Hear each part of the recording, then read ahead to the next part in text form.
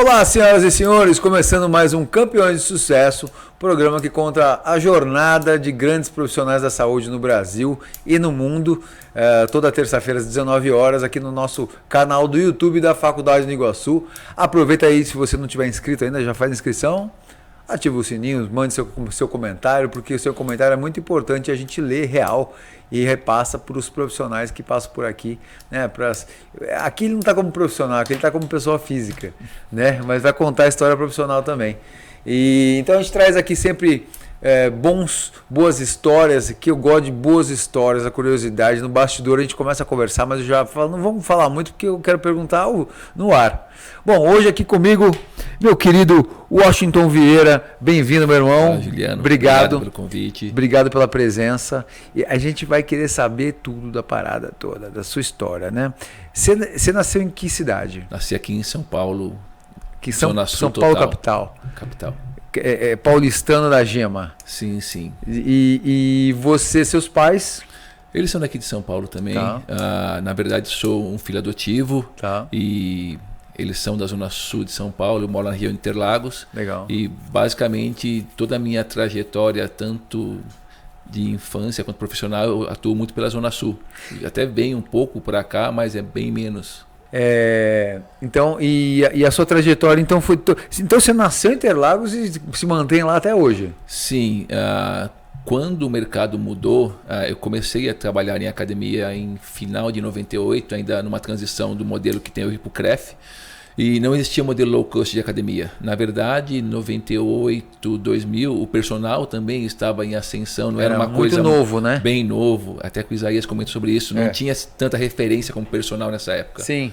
Então, por volta de 2005, depois de formado, eu acabei saindo da coordenação de uma academia que eu trabalhava para atuar só como personal. Tá. Entendi. E daí, bem nesse começo, era o normal para a época, seus pais perguntam, mas você não vai ser registrado. Que era a preocupação dos mais velhos, você não vai ter um registro em carteira. Entendi. Eu nunca... Isso era uma preocupação, né? Era, mas pais, né? Eu nunca tive essa preocupação. É. Tanto é que eu acredito que, sei lá, tem uns 20 e poucos anos que eu não tenho registro de carteira. Verdade. É. E aí lá, Interlagos é um bairro bem grande, né? Inclusive sim. É bem residencial, é perto do autódromo, inclusive ali. Isso, eu sempre morei, hoje eu moro mais próximo, eu moro acho que a uns 700 metros do autódromo. Bem pertinho. Mas eu não escuto a corrida. Não? Assim, o que acontece para quem mora na região basicamente é a logística de locomoção. Mas eu não consigo ouvir o que o pessoal fala, que tem muito barulho. Está tendo muito evento lá recentemente, mas também eu não consigo ouvir isso na minha casa. Agora tem muito evento lá. Tendo muito agora evento. Ali naquele bairro ali tem a Mahatma Gandhi, que é uma Sim, descidona, né? Skatista ali, né? Ali é bem conhecida porque todo mundo de São Paulo que andava de skate sempre vai para Mahatma para poder pegar a descida, que é uma descida acho que de uns 700, 800 metros. A galera vai de longão para lá para poder descer. E fez parte da sua infância, skate? Cara, não, porque assim, eu sempre fui de bike. Tá. Skate eu tentei uma época, mas não era muito meu forte. Entendi. Eu nunca fui um cara magro no sentido da palavra. Eu sempre fui um pouco mais encorpado. Mais então, massa mesmo. Com 19 anos eu já tinha aí uns 80 quilos, então não legal. era muito fácil ficar no skate. Eu tentei, mas não foi muito, muito bom para mim. E jogar bola também não? Eu tenho 2 pés esquerdos. Então são 2, temos 4 nesta mesa. Não, eu acredito que futebol não é uma coisa que acho que todo brasileiro, como o pessoal acha, você é brasileiro, tem que jogar futebol. Não é assim meu não. negócio, brinquei um pouco com vôlei, na rua de casa também tinha bastante pessoas que jogavam, mas assim, futebol não é uma coisa muito, o contato não é muito bom. E seus pais fazem o quê? Hoje eles são aposentados. Tá. Meu pai foi motorista de ônibus por bastante tempo. Tá. Minha mãe, depois que ela casou no modelo antigo, ela acabou saindo do trabalho dela. Então, basicamente, ela viveu em função da família. Trabalha em casa. Sim. Né? Profissional do lar mesmo. Né? Ali que dá trabalho, bicho. Você tem irmãos? Não. Assim, nessa família que eu sou adotado, não. Tá. Mas eu tenho 3 irmãos. Isso. Tá. E aí, então, você... E como é que... O primeiro contato com o esporte, assim, ou atividade física, como é que foi o start, assim, cara, gosto disso aqui, vou atrás disso aqui? Cara, e na verdade, começou como um hobby, com 19 anos, depois que eu tinha acabado o colegial, no modelo antigo, eu tinha que fazer alguma coisa, e daí meus amigos da rua estavam indo para a academia, eu falei, eu vou também. Uhum. Então, como todo mundo acaba indo com os amigos, eu fui com 3 amigos da época. Os 3 desistiram e eu fiquei. Ah, entendi. Ficou treinando? Fiquei treinando. E assim, eu vi que eu levava jeito pra coisa. A gente sabe que cada um aprende de uma maneira, umas pessoas vendo, outras sendo auxiliada, tocada, outras só ouvindo. E a musculação comigo, ela se comunicou muito fácil. Tá. Então eu tive uma proficiência em vários exercícios. Falei, pô, eu acho que dá pra coisa. Mas eu nunca tive a ideia de trabalhar com isso. Entendi. Tanto é que eu treinei acho que uns 2 anos nessa primeira academia. Depois que eu fui para a academia, que veio a me contratar como professor, e também assim eu não sabia que eu tinha competência. Eu gostava de treinar, eu sempre fui uma pessoa curiosa. Tá. Então, quando eu vi que a musculação era uma coisa que eu achava legal, eu comecei a comprar a revista, que na época era importada. Era o contato com informação. Flex Magazine, Muscle Mag. Que legal. Muscle Fitness. Meu inglês era 0 de livro, mas, cara, eu comecei a gostar e eu parto da ideia que, pô, se eu gosto, eu vou atrás. Entendi. Então eu comecei a olhar muita revista, eu sempre tinha alguma coisa. A gente estava até conversando nos bastidores sobre os suplementos da época. Pô, comecei a procurar saber realmente para poder entender o porquê daquilo ser legal. E por conta dessa gana que eu tinha de aprender, o dono dessa academia, ele me chamou uma vez e falou, putz, eu acho que você tem perfil para trabalhar, você quer trabalhar como professor? Eu falei, cara, não sei nada. Eu mal sabia me treinar. Mas o que eu tinha na minha cabeça? Eu vou fazer isso, mas o primeiro, vamos pôr, meu pilar principal é não vou machucar ninguém. Entendi, legal. Então tá ótimo, eu já tinha na cabeça que assim, eu não poderia machucar ninguém, porque ninguém vai para academia para se machucar. Então, pô, isso me deu uma grande ajuda, porque eu sempre errava para menos. Era um pouquinho menos de carga aqui, um exercício mais simples ali, e estudando, até que em 99 eu peguei um ano inteiro para trabalhar nessa mesma academia, e daí com 6, 7 meses ele me tornou coordenador da musculação. Então eu fiquei dando aula de manhã e à tarde até eu entrar na faculdade. Aí 2000 foi quando eu entrei na faculdade. Entendi. Aí na faculdade eu me fiz não uma promessa, mas uma outra condição. Eu já estava com 27 anos, eu comecei bem mais tarde, eu já era forte. E eu coloquei para mim que eu não queria ser o cara forte da faculdade, eu queria ser o cara mais esperto, porque forte é fácil. Ser o mais esperto é mais difícil. Tem razão. Então, durante o meu período acadêmico, no meu segundo ano, eu já fiz um trabalho com o professor como assistente dele. Esse trabalho rendeu bons frutos, que eu acabei ganhando uma bolsa para poder ir para Recife e representar a faculdade num congresso. Então, assim, eu sempre tive envolvido na parte realmente teórica da coisa, porque eu quero saber o porquê, não é simplesmente treinar por treinar. E qual foi seu primeiro trabalho na vida e com que idade? Cara, meu primeiro trabalho foi aqui próximo, na Brigadeiro, com 15 anos. Nessa época, mais ou menos 89, 90, aqui em São Paulo, todo mundo começava como office boy. E eu falo que na minha vida tudo aconteceu por algum motivo. Então eu fiquei nessa empresa por 5 anos, só que nesses 5 anos eu fui promovido várias vezes. Que legal, hein? Então com 6, 7 meses eu saí de office boy, que era o piso. Eu trabalhei de office boy também, era puxado, hein? Pegar busão, meu irmão. Pegar o circular aqui era complicado. Então eu saí disso para trabalhar com a parte na auditoria de arquivos. E daí é uma coisa que eu falo, isso me ajudou muito, porque hoje o personal acha que não, mas tem muita matemática envolvida, tem muita organização. E essa organização da auditoria me trouxe muita experiência. Dali, então. Isso. Aí você se identificou com números. Sempre. Porque geralmente quem faz educação física detesta número. Né? É o pessoal que se engana, porque eu falo que aquele modelo mental que o pessoal tinha antigamente, eu vou para a educação física porque eu não preciso estudar, isso não existe. Não existe mais.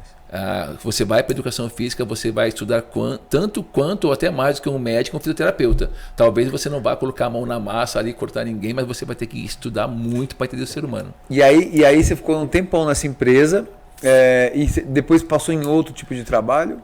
Cara, nesse período eu fiz uma transição, eu entendi que trabalhar enclausurado como CLT não era para mim, eu até me dou bem fazendo algumas coisas fechado, mas eu vi que o normal das 8 às 18 não era o que eu gostaria. E nesse meio tempo eu acabei trabalhando também como segurança de balada à noite, então eu passei um período da minha vida que também me agregou valor em relação a isso. Por quê? Cara, você conhece pessoas. Boa. E o personal, ele tem que entender de relacionamento interpessoal. E Perfeito. isso à noite, cara, vendo a pessoa sem a armadura, porque quando você está à noite, você está se divertindo, você está bebendo um drink, você está ali descontraído, você acaba relaxando mais. Então você vê a pessoa como ela é de verdade. Legal. Então isso me deu uma baita experiência para entender como é que são as pessoas. Então esses 2 empregos aqui, eles me deram base para eu trabalhar como um bom personal, porque você tem que ter uma parte organizacional, principalmente quando você fala em gestão de carreira, e você tem que entender de relacionamento interpessoal. Tem razão. Então você começou a gostar dos números, aí aprendeu também em relação com pessoas, e aí depois você foi para a educação física e começou a se encontrar. Você, durante o curso de graduação, durante a graduação, você já pensava em alguma coisa ligada a números? Ou foi só depois, quando você começou a atuar mesmo, que você, cara, porque o personal precisa se ligar e cuidar das finanças dele, né? Ele precisa cuidar da parte administrativa da carreira dele, né? Foi durante a graduação ou foi depois? Cara, foi muito próximo do final da graduação, porque antes de eu começar a ser personal, eu vou te falar que eu comecei em 2002, eu sempre achava, meu modelo mental era aquele personal tecnicista. Então eu estudava muito e eu tinha clientes na época já da academia que eu trabalhava, pô, você pode fazer personal. Eu falei, cara, ainda falta. Só que o que eu não sabia que eu poderia melhorar era a parte de relacionamento. Tecnicamente, para a época, eu já tinha uma condição de cuidar das pessoas. Entendi. O que faltava, de repente, que eu na época eu não entendia direito, ainda era parte do relacionamento. Entendi. Porque a gente sabe, tem alunos que vão para treinar, que eles querem sofrer um pouco mais, tem aqueles que vão para treinar, mas você tem que entender que vai ter um dia talvez não tão bom, que você tem que tirar um pouquinho o pé. Tá. Então, no final da graduação, eu entendi que não é só treinar, eu tenho que cuidar da minha carreira. Até porque bem no finalzinho, cara, você está lá 4 anos estudando, 0 grana, você tem que conseguir controlar o que entra de grana para poder curtir o mínimo possível. Entendi. E eu até gosto de brincar que a única frustração que eu tenho na graduação, eu não fiquei nem um dia no bar. Ah, é? Sério? Eu estudava de manhã na faculdade, então eu trabalhava na academia, então eu tive que parar de dar aula de manhã, então de manhã eu estudava e eu voltava para a academia para coordenar e dar aula das 2 às 10. Então não fazia senso eu chegar na academia. Sem dúvida, E você é um cara mais diurno? Cara, eu gosto da noite. Mas assim, eu sei o meu limite. Entendi. E eu acho muito tranquilo trabalhar até mais tarde, Entendi. Mesmo eu rendendo mais de manhã, mas para mim não tem problema, eu me adapto muito mais fácil, eu não fico muito... Igual a pessoa fala, pô, trabalhar à noite é ruim, cara. Eu acho que é muito bom. Entendi. Até porque em São Paulo, cara, quando você está de noite, tudo flui melhor, é menos trânsito, é tudo mais fácil. Entendi. E essas academias 24 horas, você já foi? Você já frequentou? Você conseguiria treinar tipo 2, 3 da manhã? Cara, não. Eu acompanho, próximo de casa tem uma academia que é 24 horas. Eu acredito e sempre acreditei que o que está acontecendo hoje já deveria ter acontecido em relação a academias abrirem às 5 da manhã e, dependendo da localização, ficar até 1 da manhã. Tá. Esse horário entre 1 da manhã e 5 é um horário que, se você não tiver próximo de um hospital, de uma universidade, alguma coisa que tenha fluxo à noite, cara, não faz sentido. Você vai ter ali 2, 3 pessoas. Como eu falei, tem uma academia próxima de casa que já tem mais de anos, que ela é 24 horas. E eu sei que lá tem 2, 3 pessoas. Entendi. Mas para treinar, é assim, eu preciso de comida no meu corpo. Eu até brinco, quando o aluno falta de manhã, para mim é ruim. 7 horas, 8 horas, porque eu tomei só café, meu treino não rende tão bem. Eu preciso de um pouquinho mais. Entendi. E aí você tem umas como palestrante também. Aliás, o professor já é meio que o palestrante, né? Professor principalmente em pós-graduação e tal. Como é que são suas palestras hoje? Cara, hoje eu tenho 2 modelos de palestras. Eu tenho, vamos chamar, um modelo mais técnico, que é o que acaba acontecendo no Iguaçu, voltado para treinamento. Mas o que mais me chama a atenção, que eu sempre falo que é o que o personal tem que procurar entender, é a parte da mentoria voltada para a gestão de carreira. Ah, que legal. Então, hoje o personal, quando ele vai procurar algum curso, vai ter o curso do Juliano, 8 horas, R$800, métodos avançados de treinamento. Entendi. E vai ter o meu curso lá, 8 horas, R$800, gestão de carreira. Infelizmente, a grande maioria, não é porque é você, mas vai procurar você, porque eles querem os métodos avançados. Entendi. Só que eles esquecem que para poder pagar o curso de métodos avançados, tem que gerenciar a carreira para ter dinheiro para pagar. E muitas das vezes ele tem um perfil de aluno que não precisa de método avançado. Ele tem o seu João de 55, 60, a Dona Maria de 70, que precisa ser cuidada. Ela não precisa de uma drop set, de um super set, de um 3 set. Ela precisa de um treinamento de força bem organizado para ela poder ter a vida dela normal. Entendi. Então falta, eu acredito que essa virada de chave para o educador físico como personal, para entender que sim, ele tem que fazer os cursos técnicos, é uma constante na vida dele, mas ele precisa aprender a gerenciar a carreira dele. Entendi. Você acha que... Por que a gente sente muito que realmente que os profissionais de educação física têm essa deficiência? Né? Por que você acha que todos... por que você acha que a maioria é isso? É uma questão intrínseca quando ele entra na faculdade, igual você falou assim, lá você não precisa estudar, aí o cara começa a dar aula, aí ele se perde nos horários, aí não sabe como é que ele pode monetizar, porque tem, obviamente, graças a Deus hoje tem muitas exceções, é aquela pessoa que trabalha só como personal e que ganha um bom dinheiro ali, que vive bem, né? Sim. Então é uma profissão que tem um futuro, né? Mas a gente vê muita gente ainda lá assim, desanimado, né? Não sei para onde eu vou. Cara, tem um pouco a ver com a cultura. Eu estava até conversando esses dias com outro aluno. Faz tempo que no Brasil se faz necessário ter na educação de base, devidas proporções, educação financeira. Então, assim, a gente não tem uma noção real do que é ter educação financeira e nem o que é gerir uma carreira. Quando eu comecei a coordenar a academia, o dono da academia, ele não me ensinou a gerir. A minha ideia de gestão era um modelo capataz que apaga fogo. Pô, Juliano faltou, eu vou lá, fico no lugar dele. Pô, fulano faltou, eu vou lá e fico no lugar dele. Eu tive que aprender a gerenciar essa parte da academia no dia a dia ali. Entendi. Lendo, tentando aprender alguma coisa, trocando o pneu enquanto o carro anda. Então falta essa educação de base para entender o passo a passo. E na educação física, como tem uma ascensão financeira, em alguns casos muito rápida, o personal não se dá conta que ele precisa ter uma organização. Por exemplo, você vai entrar numa academia de alto ticket aí, uma Reebok, uma Bodytech, você é recém-formado, quando você de repente passa de estagiário para professor, você já ganha o selo de professor que pode cobrar 250 a 300 reais como personal, mesmo sem ter expertise. Entendi. Só porque virou professor daquela academia. Então isso, acredito que torna a vida da pessoa mais fácil e ele não sabe gerenciar isso. Então para ele é normal, no mundo dele, cobrar 300 reais recém-formado é um mundo ok. E o dinheiro vem fácil. E daí quando o dinheiro vem fácil, é normal. Você começa, putz, está bacana. Se acomoda. Vou trocar meu celular, vou começar a gastar mais. E o que eu falo, não é que é errado. Mas principalmente em começo de carreira, o personal tem que entender que ele tem que criar uma base um pouco mais sólida. Entendi. Porque senão você começa o ano com 10, 12 alunos e depende de onde você estiver, quando vira o ano você está com 2. Só que as suas contas são de dezembro com 10, 12 alunos. Entendi. Aí você está lascado. E aí você fala um pouco sobre economia de dinheiro, economia de capital, guardar o dinheiro mais para o futuro, planejar os seus ganhos, ou você fala mais sobre a gestão mensal mesmo do profissional? Eu até gosto de dar dicas, Juliano, sobre isso, mas o que eu penso? Se a pessoa não consegue se organizar no dia a dia, não adianta guardar. Uma pessoa... O guardar eu acredito que sim. Tá. Mas o que eu vejo muito hoje? Eu vou investir na bolsa, vou investir em tal condição.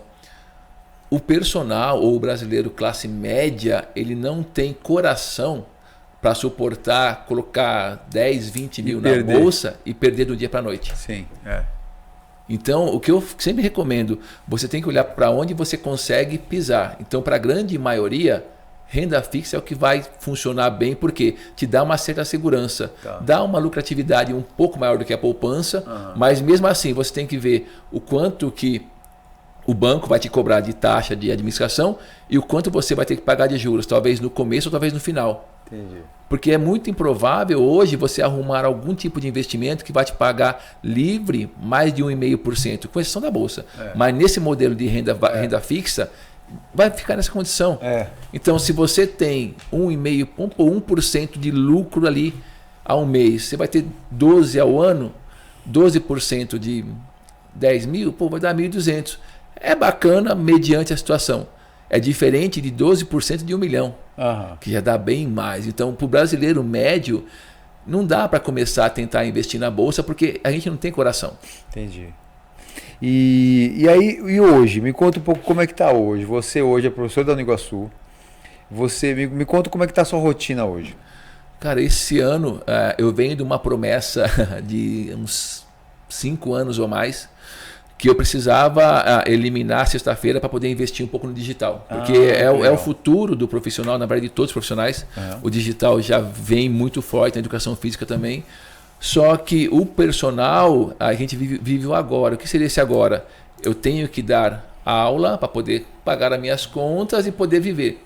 Só que se eu tiro algumas horas do meu dia para investir no meu futuro, que é o digital, talvez eu não consiga pagar o meu presente. Entendi. Então, conversando com os alunos, eu acabei explicando minha situação. Eu precisava disso. Então, hoje eu dou aula de segunda a quinta, começo 5h30, 5 horas da manhã, que é um horário que também para mim é ok para dar aula. Fico até às 11h, volto à noite em alguns horários, eu pego o período da tarde ou para treinar ou estudar alguma coisa, e de sexta-feira eu estou organizando tanto a minha consultoria para pessoas, vamos chamar de normais, quanto a mentoria que eu quero lançar esse ano para profissional de educação física. Legal, legal. Porque o digital, ele tá aí, a gente tem que aproveitar, não adianta ficar, não é bom, é bom. E o digital que você fala, em qual sentido? De conteúdos digitais, aulas online ou inteligência artificial mesmo? Cara, eu acredito que a gente pode pensar em tudo. A inteligência artificial está aí para facilitar. Ela não vai, de maneira nenhuma, tomar o lugar do educador físico ou do fisioterapeuta. Eu vejo ela como mais uma ferramenta para facilitar o nosso serviço. Entendi. Porque uma coisa que o GeoJ fala muito, e é pura verdade, pessoas precisam de pessoas. Quando você escolhe a educação física e quando algum aluno te escolhe, a grande maioria é porque ele quer aquela pessoa do lado. Porque senão é muito fácil, eu pego o celular, baixo o aplicativo, tenho treino, tem pessoas que vão funcionar bem assim, mas a grande maioria ainda vai precisar daquele contato do dia a dia com o profissional. Então eu não vejo que a inteligência artificial vem para atrapalhar, ela vem para somar. Tá. O que não dá é o educador físico ficar fazendo birra que vai roubar meus clientes. Cara, você só vai perder clientes se o seu serviço não for bom. Sim. Isso independe da inteligência artificial. Você vai estar na academia, você não entrega o que você prometeu para o seu cliente, você vai perder. Então, ela me ajuda a criar algum conteúdo. Conversando com o professor Rodrigo Fender esses dias, ele me relatou que o mercado está mudando também, então tem que tentar estar antenado com o mercado, porque não adianta, eu vou fazer um conteúdo para colocar em algum canal, mas de repente esse modelo já está passado, então não adianta eu colocar alguma coisa, tem que estar um pouco mais ligado, mas a minha ideia é a mentoria, fazer encontros mensais com os professores. Legal. Tem um período determinado, daí dar alguma lição de casa para eles colocar em prática, para poder realmente orientá-los a ter uma qualidade de profissão melhor. Como é que foi a pandemia para você? Cara, a pandemia para mim, eu vou te falar que foi quase tranquila. Para ninguém foi tranquila, óbvio. Mas o que aconteceu? Durante a pandemia eu voltei nos primórdios do personal. Tá. Por que nos primórdios? Eu nunca, antes da pandemia, tinha saído para dar aula em casa. Quando essa academia que eu trabalho, que virou uma academia low cost hoje, ela virou esse modelo, para mim foi tranquilo, eu consegui prospectar muito cliente. Que é o que eu sempre falo, o volume de cliente que entra numa low cost, se você não consegue captar ninguém, é que você é muito ruim. Você não tá entregando o que a pessoa quer. É muito improvável. Tanto é que 2013 a 2015 eu dava 15, 16 aulas por dia. Caramba. Então assim, trabalhei muito. Hoje acho que eu dou 10, 12, mas já está bem mais tranquilo. E daí, nesse período da pandemia, o que eu conversei com meus alunos? Eu tinha 3 opções. Monto uma planilha de treino e quem quiser, eu tinha alguns materiais em casa, até montei uma pequena academia na minha casa, mais para o modelo minimalista. Eu deixo alguma coisa com vocês e a gente vai alternando o treino até quando voltar a liberar. Ou a gente treina ali próximo da Mahatma, tem o que eles chamam do laguinho, que é onde é uma área mais livre, que o pessoal corre ali e tal. Ou a gente combina um horário e a gente vai treinar ali ao ar livre. Ou eu vou na casa de vocês. Que legal. Então, assim, cara, tirando 2 pessoas que eram 60 a mais, por motivos óbvios não foram treinar, todo mundo foi treinar. Então, para mim, assim, mudou muito pouco. Eu tive essa experiência de poder dar aula fora, A parte mais cansativa era, se eu tivesse alunos mais fracos, era mais fácil. Então era todo dia, uma barra de 20, uma barra de 10, 60, 80 quilos de anilha no carro, kettlebell de 20, 24, 28. Então meu carrinho sofreu durante esse período. Entendi. Mas deu o seu jeito. Sempre. E daí é onde eu falo, o treinamento funcional, cara, se você tiver um mínimo de ferramenta, você consegue treinar bem. Tá. Só que aquele pessoal que eu vi muito na pandemia, que só trabalha com máquinas, não que máquina seja ruim, Sim. mas não tem como você levar um leg press nas costas, não tem como você levar uma cadeira sem soro. Então, essa galera eu acho que sofreu um pouco mais. Quem se antenou um pouco, viu que esse modelo tem a sua limitação, começou a procurar se atualizar mais, fazer algum tipo de modelo de treino um pouco mais livre, continuou a voltar para o mercado, mas quem só ficou preso na máquina naquele momento acabou sofrendo mais. E você acha que o treinamento livre, o peso livre mesmo, o funcional, esse treino ele é para sempre, né? Ele não, assim, você consegue segurar um cliente, um aluno só com treinamento funcional? Consegue. Nesse meio tempo que eu conheci o funcional, que fui fazendo algumas certificações, o que eu entendi? São Paulo é uma coisa à parte. São Paulo vive desde sempre modelo academia, modelo máquina. Sim. Você vai em Florianópolis, vai para o Rio Grande do Sul, eles têm uma mentalidade um pouco mais aberta no sentido de tudo fora de máquina. Sim. Então, até talvez por conta, no caso de Floripa, por causa das praias, então mais acostumado a fazer barra, você vai ali pela avenida, tem uma academiazinha no meio da rua e tal. Então, dá dentro do que o cliente tem de expectativa, do que ele objetiva, e dentro também do que você tem de noção da ferramenta que você tem. Entendi. Antes de eu mexer com funcional, cara, eu sempre falava, o professor bom de musculação tinha que se virar com uma barra, um banco, algumas anilhas. Cara, você tem que fazer um treino muito bom e dá só com isso. Trabalhar com a criatividade ali. Porque hoje tem... Se você entende de padrões de movimento, se você tem uma caixa de ferramentas que são os exercícios com muita variabilidade, você entende de vetor, entende de biomecânica, cara, você vai conseguir fazer alguma adaptação. Talvez não seja aquela que vai dar um estímulo de 1 milhão, mas vai dar um de 500, que talvez para aquele cliente naquele momento é o que ele precisa. Entendi. E o que você acha que é a maior dor na educação física? Assim? O que você acha que é um calcanhar de Aquiles? Assim? Cara, a gente pode falar vários, mas o que eu acredito mais é não ter o devido reconhecimento perante a área da saúde. E daí eu falo que, infelizmente, nós somos culpados, porque devido àquele pensamento que a gente conversou, eu não preciso estudar quando eu faço educação física, a gente acabou se tornando um subcurso da área da saúde. Sei. Então, hoje, mesmo com essa quantidade de informação enorme que tem na internet, a galera ainda não entendeu que precisa estudar e precisa ter contatos tanto na fisioterapia quanto na área da medicina. Só que como é que eu vou conversar com um médico ou com um fisioterapeuta se eu não sei nada de nada? Eu mal sei uma musculação muito mediana. E mesmo sabendo que o Brasil é um dos únicos países do mundo que exige certificação, né, curso, né, superior para o professor da aula, né? E então você acha que é culpa mesmo dos próprios profissionais, né? Porque ele faz a faculdade, como você falou, se a pessoa pega lá tudo da faculdade, por mais que seja mais rasa, vamos supor que ele tenha que fazer sim uma pós-graduação, uma especialização.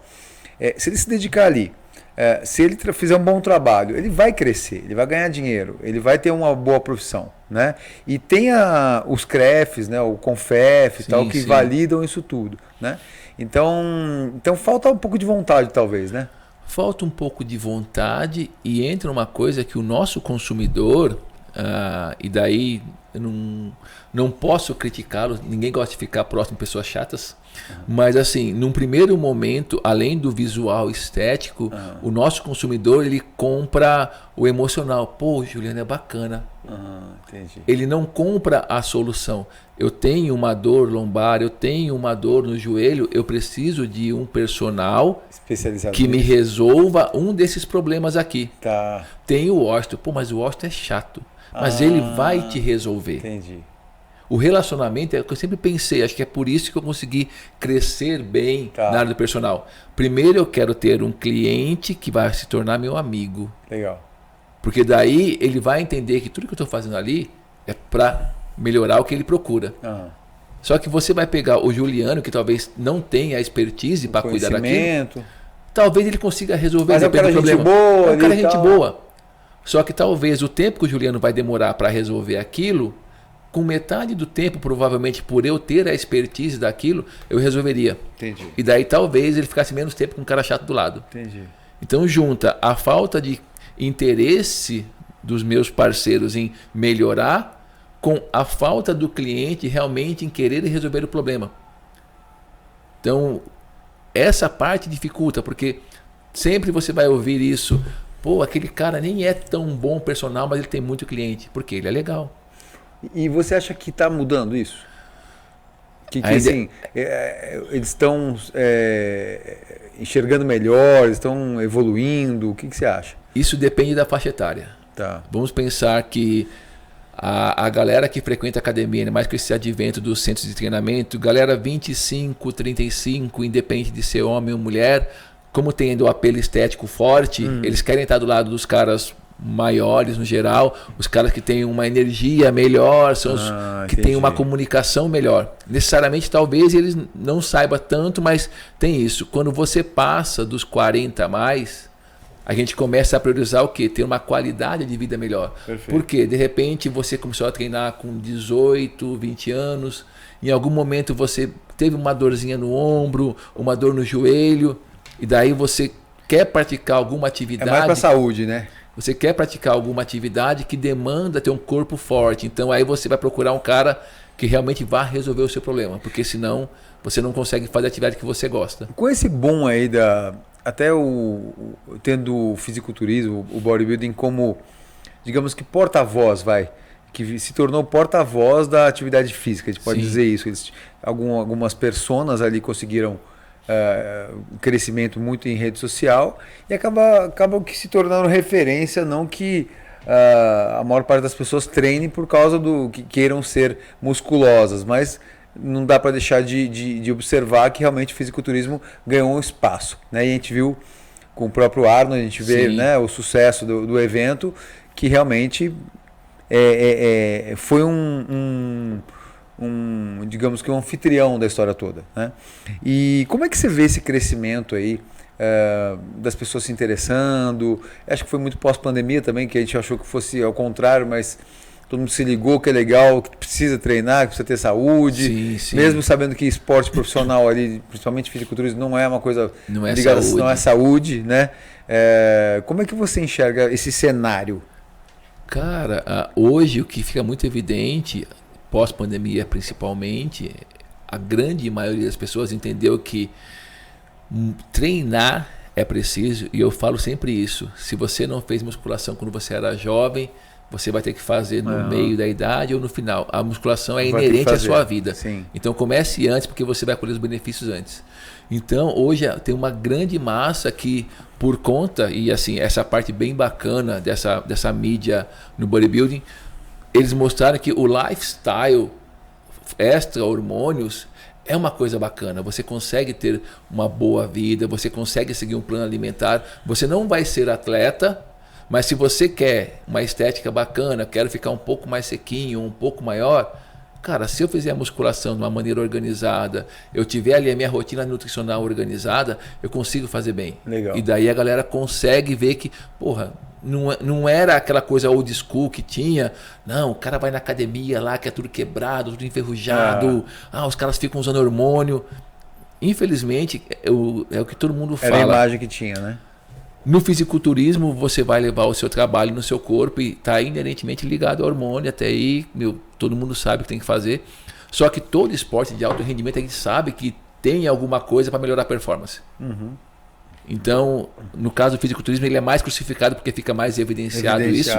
Mas você pode fazer... E não tem doping, né? E você pode fazer tudo o que eles fazem sem necessariamente estar usando algum tipo de ergogênico. Sim. Você pode só aproveitar o lifestyle, uma boa academia, um bom nutricionista, um bom treino.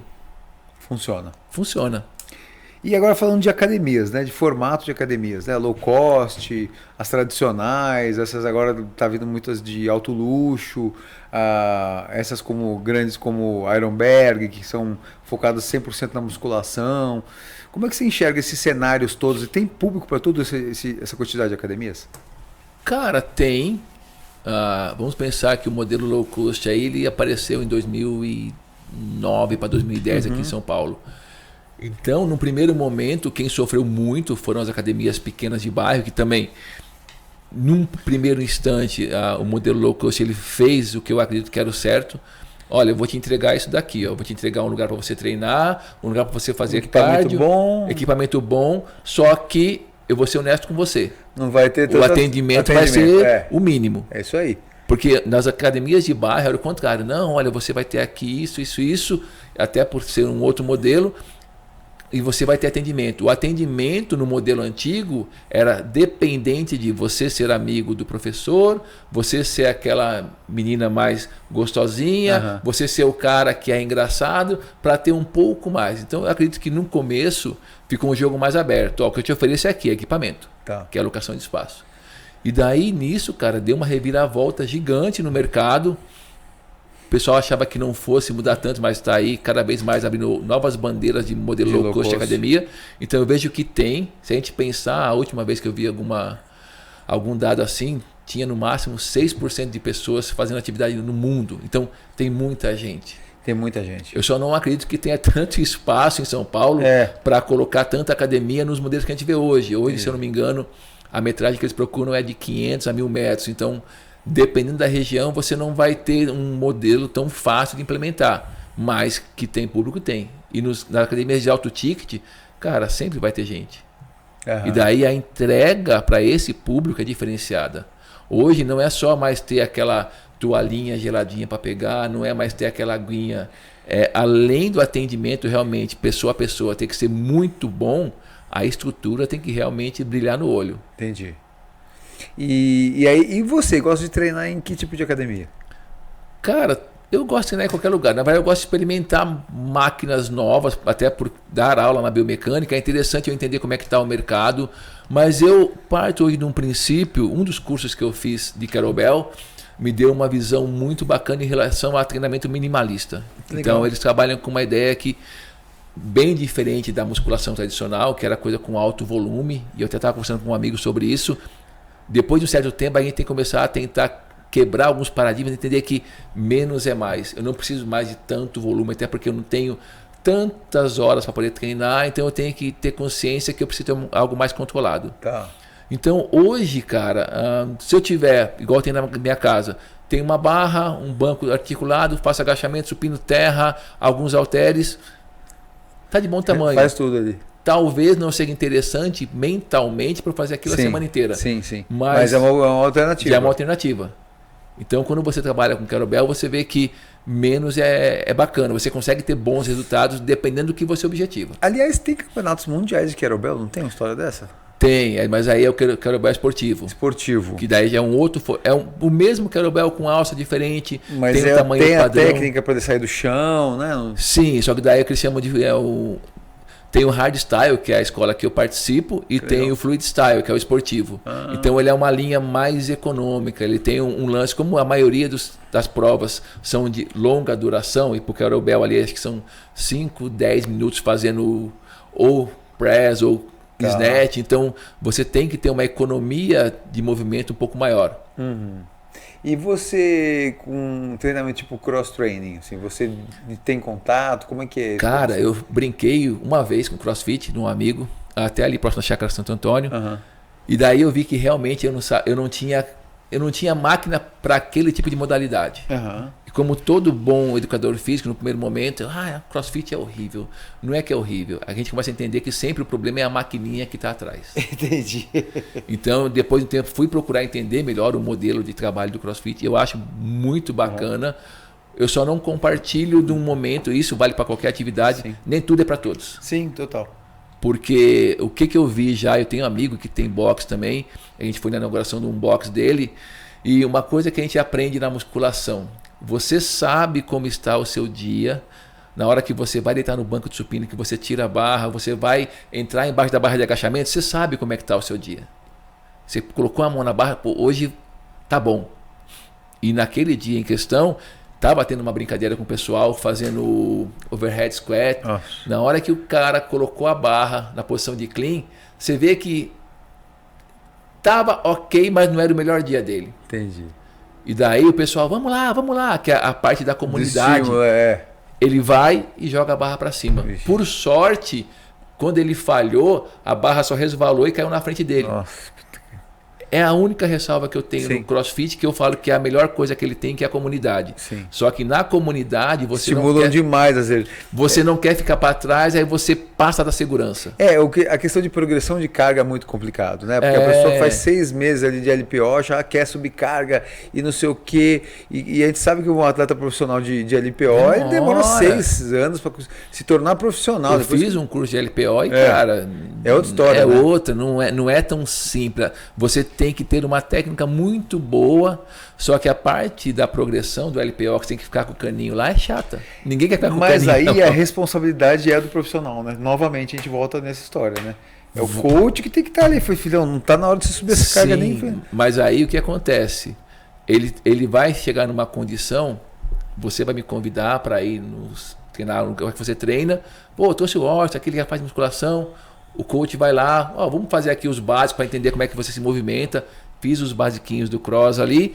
Pô, então, beleza, vamos fazer aqui, mas ó, falta um pouquinho de mobilidade para você aqui, talvez uma estabilidade.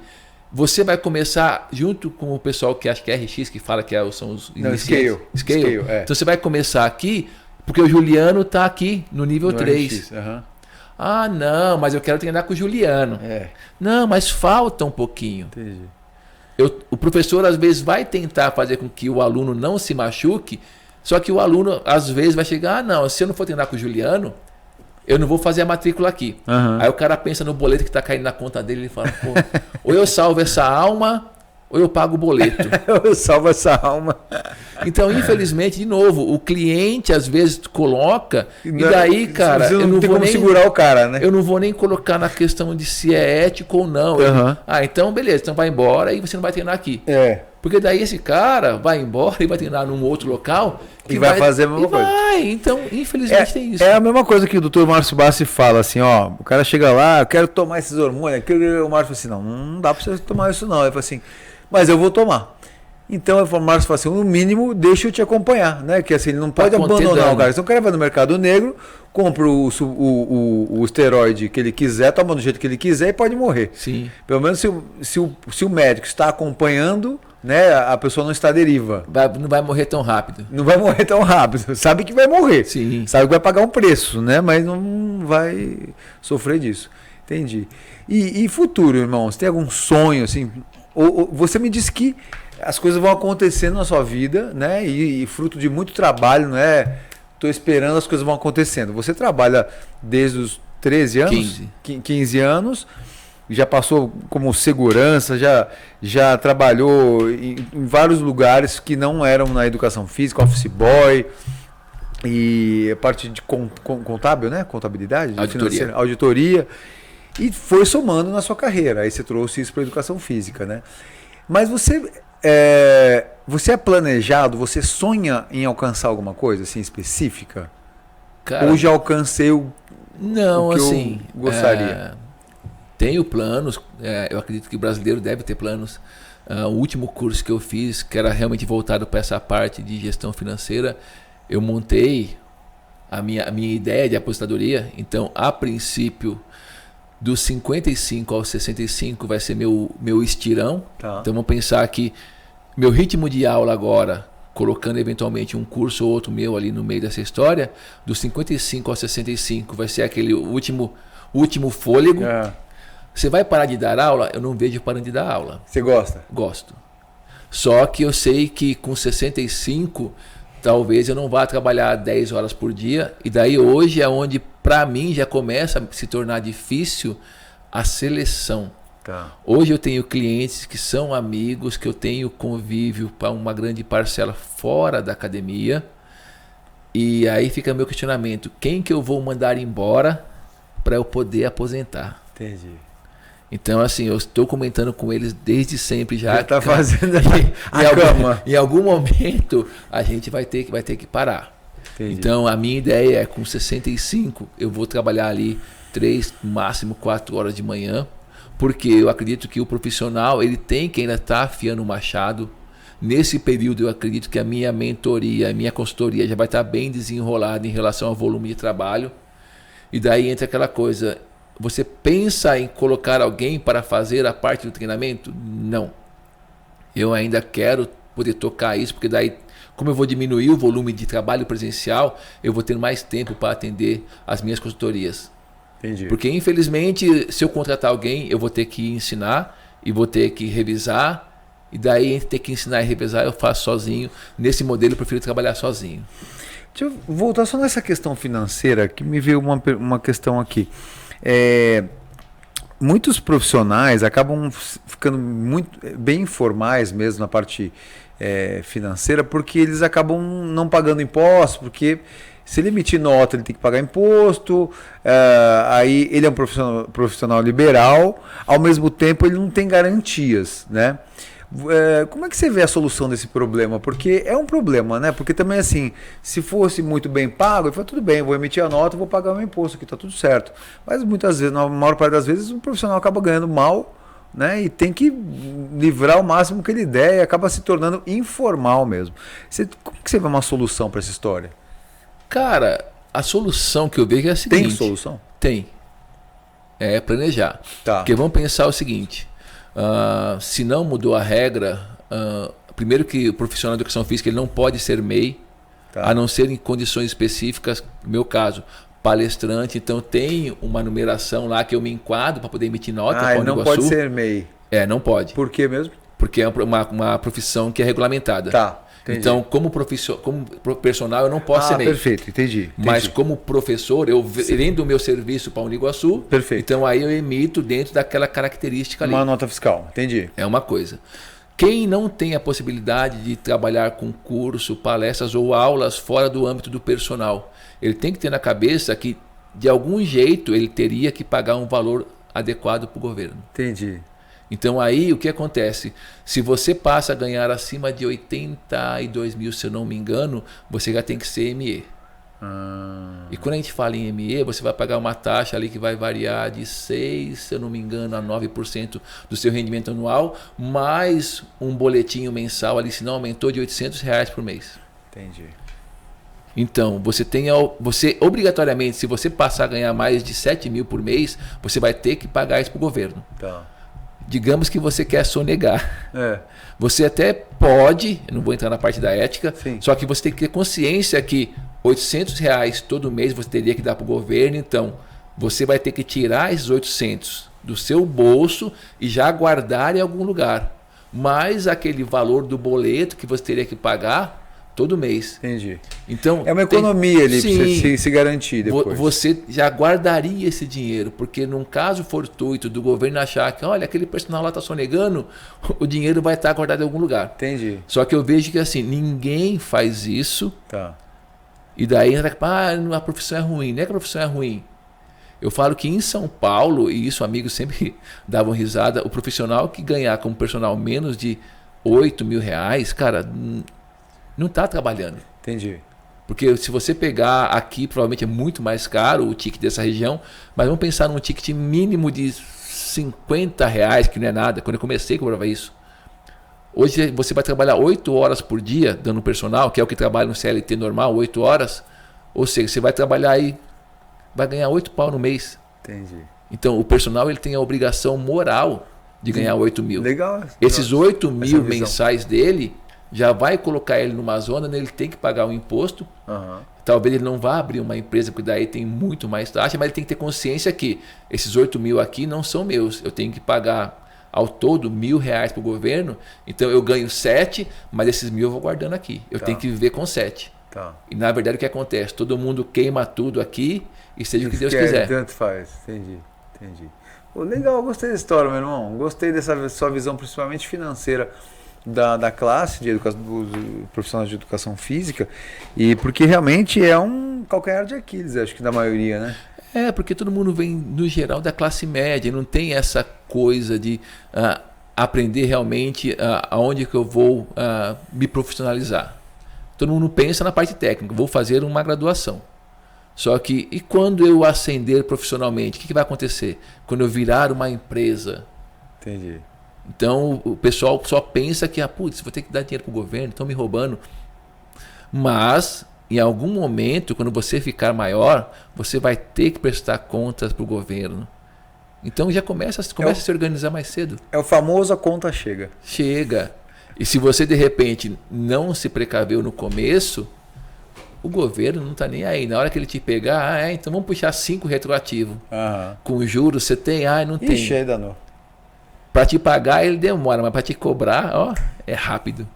Entenderam porque é campeão de sucesso? Porque o Washington trouxe toda a experiência dele, a bagagem dele, tanto na parte administrativa quanto da parte pessoal, né, como segurança. Isso é muito legal, essa parte pessoal que ele trouxe, e isso tudo compõe a jornada de um grande profissional da saúde que o Washington se tornou, né, e hoje é referência na biomecânica, em todas as aulas que ele ministra aí conosco, aí na Faculdade de Iguaçu e em outros locais também. Adorei sua história, meu irmão. Obrigado. Não sabia nem que a gente era vizinho, já moramos perto. Já, né? já. É que já treinamos junto? Eu acho que não, de repente. Tem uma academia ali perto ali, aquela do Shopping Supermarket ali. Eu trabalhei na Companhia Atlética um tempinho lá na SP. Sabia. Sempre que a gente dá uma pingada ali. É o que a gente conversou, cara. O mundo do fitness, da educação física é um mundo muito dinâmico e a gente vai se encontrar em algum momento. Voltaria pra noite? Cara, trabalhar depende. É que hoje está muito perigoso. Tá. Né? Quando eu trabalhava era muito mais calmo, não tinha esse nível de violência. Hoje está muito perigoso. Então, talvez não. Trabalhar em uma academia à noite? Cara, não sei. Tudo depende. Mas como eu já estou mais senhorzinho, é melhor ficar em casa tomando café. Tem cara de bravo. Quero ver quem vai se meter com você, mano. Não. É que eu falo, ninguém precisa bater em ninguém. Acho que a agressão é o último recurso. A sorte é que sempre, como eu sempre fui um pouco maior que a maioria, então ninguém gosta de confusão. Respeito, Essa foi a história de Washington Vieira, que é um grande profissional, grande pessoa, um cara muito simpático. Vocês conheceram melhor hoje aqui no Campeão de Sucesso. Muito obrigado, viu, meu irmão? Obrigado, Juliano. Volte sempre aqui, viu, meu irmão? Chamando, a gente volta para contar um pouco de história. Com certeza. Obrigado. É isso aí, Campeão de Sucesso, diretamente dos nossos estúdios aqui da Faculdade de Iguaçu, em São Paulo, na Avenida Paulista, no coração da cidade. Campeão de Sucesso toda terça-feira às 19 horas, contando a jornada de grandes profissionais da saúde, como eu contei a do Washington hoje. Até semana que vem com mais uma história incrível para vocês. Valeu!